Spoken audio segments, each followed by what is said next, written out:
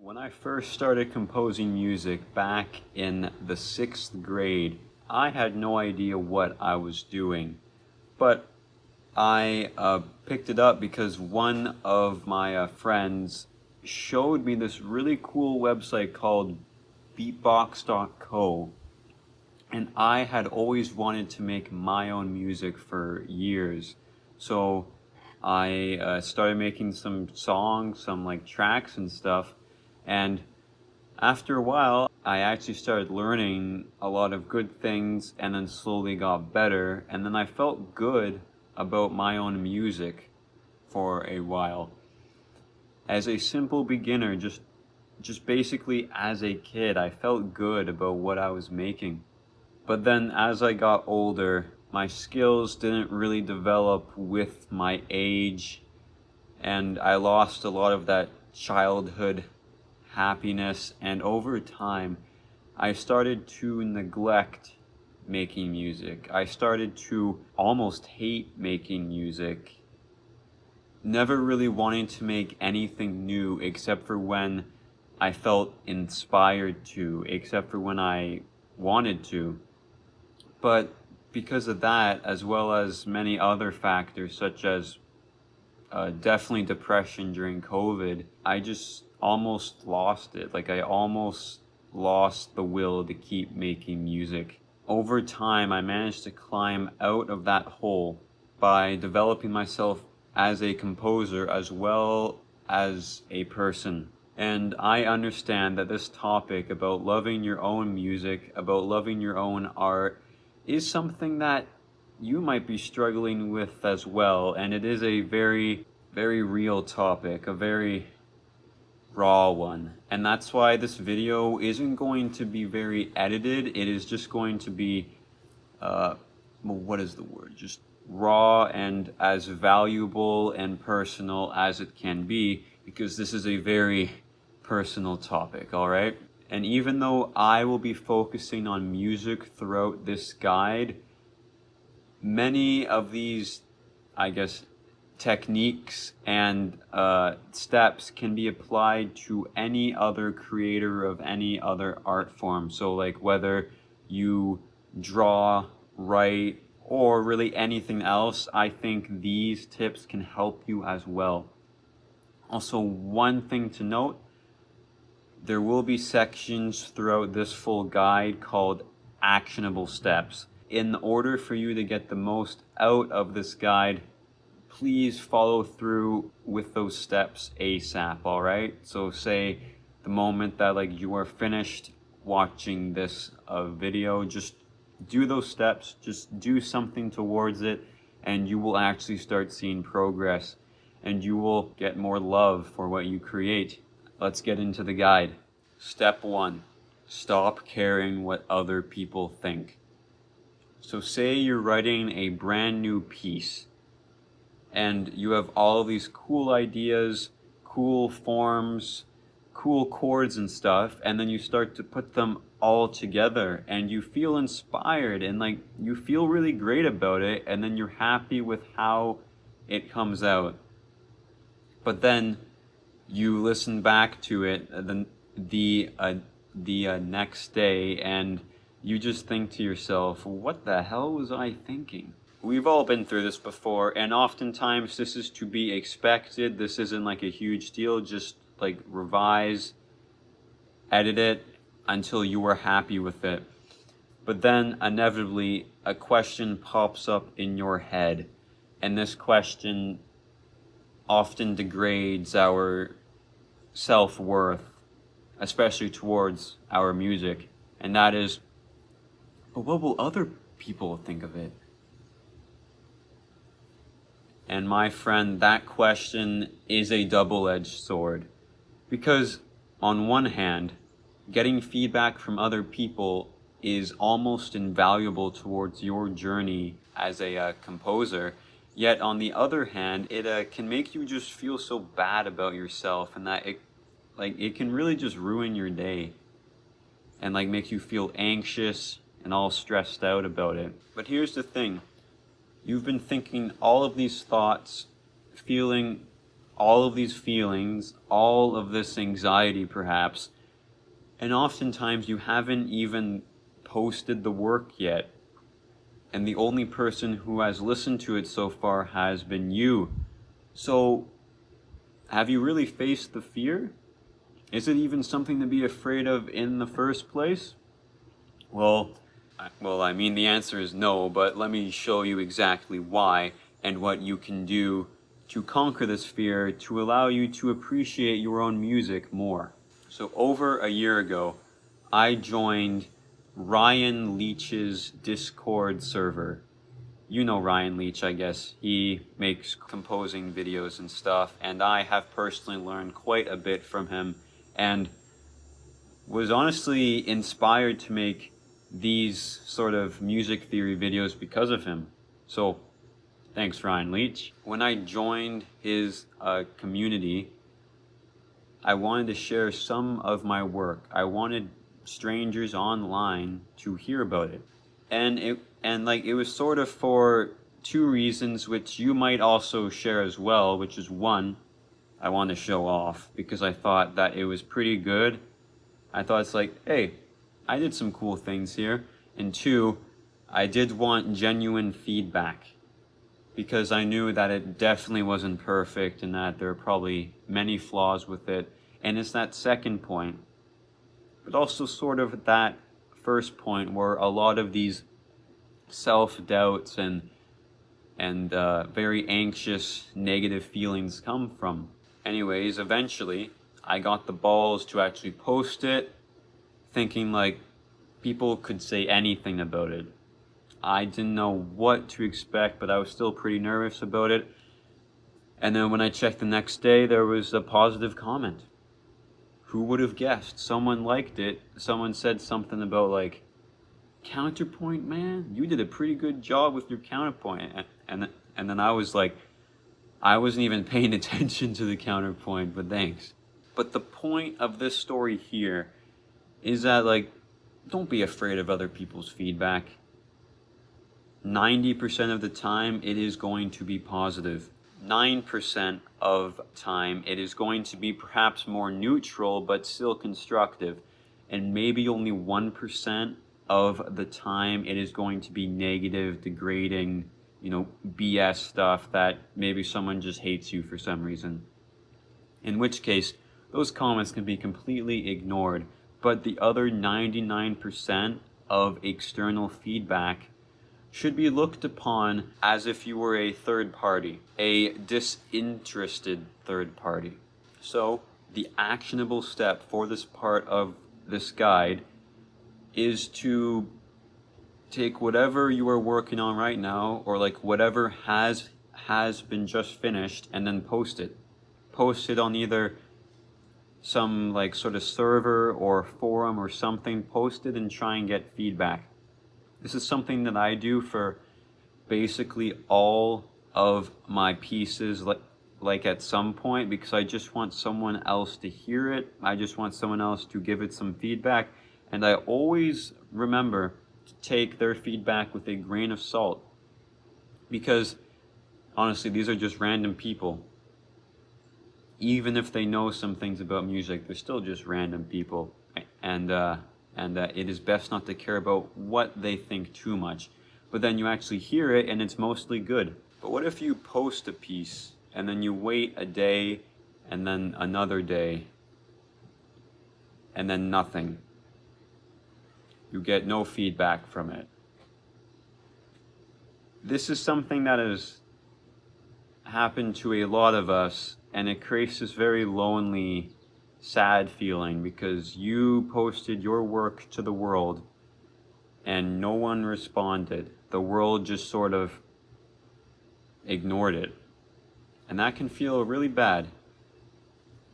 And I will say there is no direct solution for this problem for you, which is actually gonna work, because I guess you could beg people to like give it feedback, but that would just be way too needy and way too annoying. Or maybe you could shove it in like someone's face, but that's probably not gonna work too well.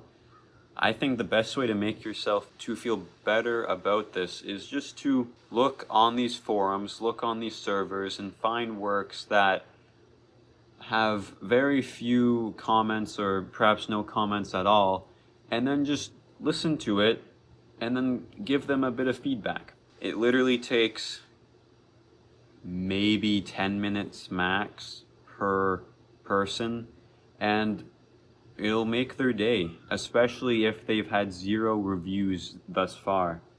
I recommend practicing this maybe like once or twice a week, or maybe even every single day.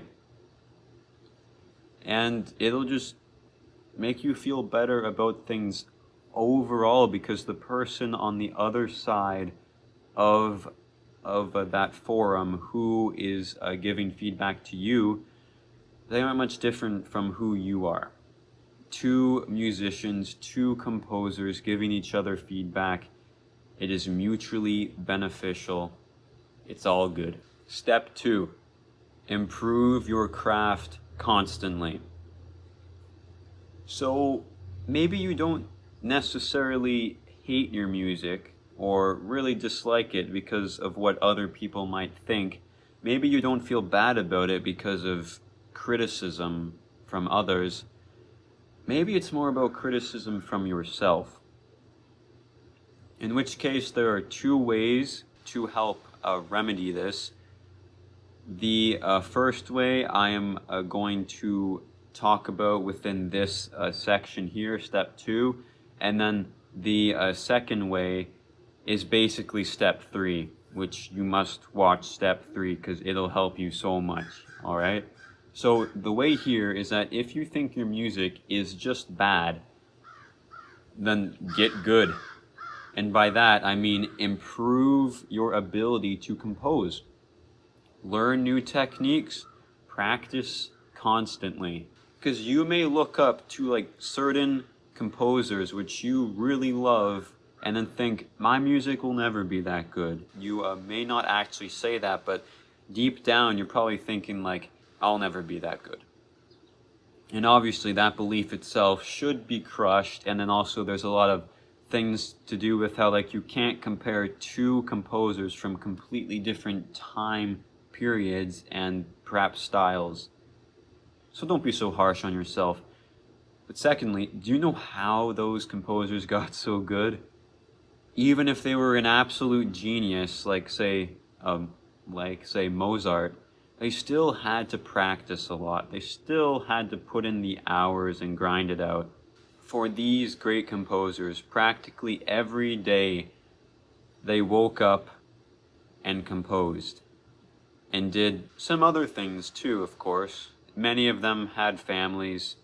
Many of them had other jobs. Many of them had other passions even. But generally they composed for a good chunk of time every day, or at least on the weekends. Of course your music isn't going to be perfect. Of course it's going to start off kind of but that's why you keep making more music, because you look at the flaws from your latest piece and then you improve on those flaws. That's called practice. Joseph Haydn. Maybe you've heard of that name before. He was an Austrian composer from the 1700s, I think. And this man was productive. This man, he wasn't even a genius. He just worked really, really hard and pushed his limits. And the one raw stat that I have of him that will blow your mind if you don't already know it is that Joseph Haydn composed 107 symphonies. Not 107 pieces. He made 107 symphonies. And back during that time period, the average length of a symphony was like 20 to 30 minutes. If you do the math, the amount of time it would take you to listen to every single Haydn symphony would be about 2 days straight. And this music is generally quite sophisticated. It's orchestral and it's professional. This was his job. 2 days worth of symphonies. And of course, I'm sure that after each symphony, it got a little bit better each time. That each one was perhaps a little bit better than the last, arguably, but I think it probably was, except for a few ones that really stood out. And another cool thing about Haydn is that throughout his entire life, especially in his early musical career, he was always trying to find new ways to learn music theory. He was always trying to learn new things constantly, while, of course, trying to make a buck. Maybe that sounds like you. I know it's not the closest comparison, but still. You and those great composers which you look up to, you aren't so different from them. And they probably started much like you did. Think of someone in your life, whether they are a musician or perhaps they're really good at drawing or just really good at their job. Think of someone who's an absolute master that you know, and blah blah blah, of course they started from basically nothing. I have a friend in my band, and he can play every instrument in the band, from the tuba to the piccolo. How? Like, honestly, even I don't really get it. But I'm sure that if you went back in time to when he was 2 years old and then you gave him like a saxophone, he wouldn't have any idea what to do with it because he's just 2 years old. We aren't born with this. We have to practice. We have to get better. We have to learn. On my old computer, I had this folder, like all of my songs in it. That scrapped folder probably had over 100 scrap songs in it over the course of 2 or 3 years. And some of those ideas were really good,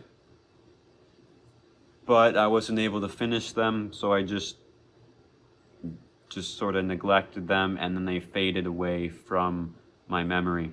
Over time, I started to learn how to discipline my own creativity and how to become more productive and how to actually finish pieces of music. The actionable step for this part of the guide is to, if you haven't already, make composing a habit. Dedicate a certain amount of time, preferably a large amount of time total throughout the day or week, to just sitting down and composing. Practice. Whether it's an hour each morning or say like a Sunday night, just make sure you give yourself a solid amount of time and a predetermined amount of time every day or like each week to just sit down and compose. And please make it a priority to show up to every single one of these sessions. All right, this is an actionable step. I want you to do whatever it takes to show up to each of these sessions, show up to all of these. So if you're watching this on like your phone or something, or if you have your phone on you, perhaps just think of like, okay, I can usually compose at 7 to maybe 9, and then just put that on your calendar. Make sure that like you get a buzz each time, okay? Just do something to remind yourself. And I'm going to keep saying this so that it becomes ingrained within your head, all right? Make a schedule, show up to your composing sessions each time. Make it a habit, make it consistent.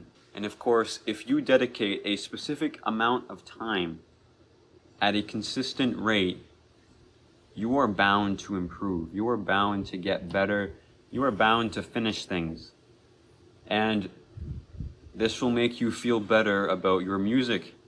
Yes, this finally ties into the topic of the video. This isn't a productivity guide, although I probably will make one of those soon, because trust me, that's pretty awesome. To be productive and to always be making new stuff consistently. It feels great. The most important thing is to make it a habit. Step 3, unconditional self-love. Perhaps you have implemented those 2 steps above with great proficiency, but something might still feel off. Something might still feel wrong, and you might not like your music still. Maybe it's gotten a bit better, but there's still that feeling of dissatisfaction that lurks beneath it all. In which case, we need to go into your head, and we need to brute force positivity. I don't claim to be a master at psychology. I don't claim to be some monk or anything, or some meditation guru, or some like mental health expert. But the things that I'm going to tell you in this step have at least worked well enough for me. And you're probably a lot like me. And honestly, this technique, I bet, has worked for a lot of other people as well. And a lot of us would like to practice unconditional self-love, but we don't know how to go about it. And as composers, as artists, judgment is a huge part of like our craft, of our passion. We often expect judgment from others, but the most important judgment is from yourself. Forget about the external. Forget about everything outside of you and just focus on yourself while I talk about this. The surprisingly simple, but not surprisingly easy, of course, but the surprisingly simple way to improve your self-love is to force positive thoughts. Now, this may sound wrong, this may sound extreme, but this has worked for me. And I just want you to listen to me for this and try it out. Like, I have this whole section here, but I'm just going to skip over that and get straight to the actionable step, all right? So I want you to listen to me very closely. What I want you to do here is that before every single composing session, I want you to just close your eyes, block out everything external, and think positive. Think about, how awesome you are to be sitting down and literally making art. As a composer, you make art. Like, that's amazing. And then when I think about it sometimes, like, that's amazing. We make art. We are better than we think we are. And one day, there might be thousands of people out there who will appreciate the work that we do, and we just have to find them. Honestly, when I was recording this video, I actually realized how nice it is to have a backyard, and I'm very grateful for that. And I will keep recording videos out here basically until the snow falls, and then even then I might still find a way to keep recording videos out here because it's so nice, man. It's so nice. So there we go. That was the guide, and don't forget to do the actionable steps. If you don't do the actionable steps, I will find you. No, I'm just kidding. But make sure to do them, because then you will get so much value from this guide. So much, just you will be able to realize your potential so much more. So keep making better music, all right?